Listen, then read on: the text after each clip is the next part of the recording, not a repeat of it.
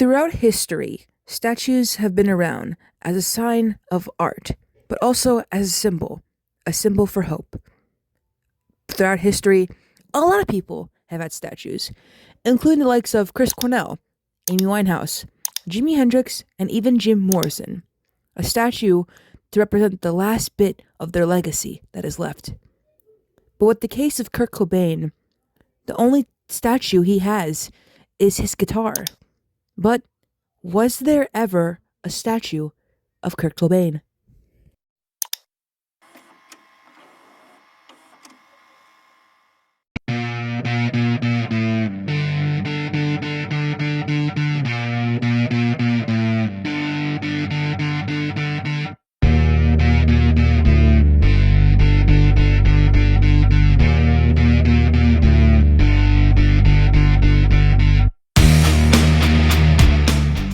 I know what you're all thinking right off the bat because I'm sure you've all tried to Google the Kurt Cobain statue as soon as said there was a Kurt Cobain statue, and all that came up was the bridge that he used to sleep under and the statue of the guitar. Just hear me out because I discovered this about 2 years ago and wanted to do a video about it, but was never able to because of my shitty iPhone storage. But now that I have a new phone, I'm going to get into depth about the Kurt Cobain statue.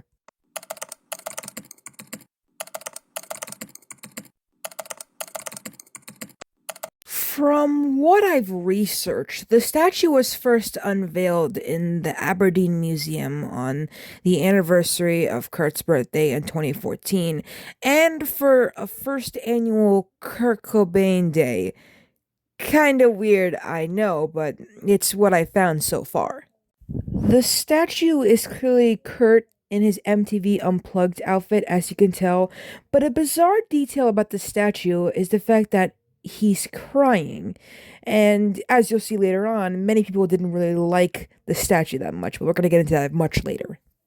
According to Consequence.net, it turned out that most people weren't a fan of Kurt Cobain Day, especially this one news anchor who didn't introduce Kurt as the Nirvana frontman and newly inducted Rock and Roll Hall of Fame member at the time, but rather the well-known heroin addict who shot himself 20 years ago. What a piece of shit. The person who made the statue was local Aberdeen artist Randy Hubbard, who began making the statue out of cement 20 years ago after Cobain committed suicide, but the statue remained in her workshop for years since being finished, as it was thought that Aberdeen, as a community, didn't think too highly of Cobain due to his much publicized personal problems. But it seems that all wounds heal, especially if the statue becomes, as predicted, a tourist attraction. Unfortunately for Randy and the town of Aberdeen, the statue would only be around for a short while. At Aberdeen's Museum of History, visitors could celebrate the logging town's past and its most famous homegrown celebrity, Nirvana frontman Kurt Cobain. But in June of 2018, the museum caught fire. It's still not clear how. About 75% of the museum's contents were destroyed. It hurt. In 2018, a fire broke out in the Aberdeen Museum of History, destroying a bunch of displays and paintings, including Kurt's statue. No one knows really what happened, how the fire started, basically, but, yeah. The statue's gone forever. I'm not really sure what the statue was made out of for it to be destroyed, but everything in the museum was destroyed. Well, not everything, but a bunch of things were destroyed, including most of Kurt's stuff, which weren't even really his stuff, and his statue.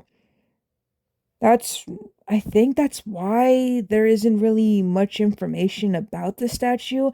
I have gone through a lot of things to find information for this video, including an old magazine I found off of Google about the statue being debated, but yeah, that's really all there is to it. The statue was unveiled in 2014, and when the fire broke out in the Museum of History from Aberdeen, it was destroyed in the fire in 2018.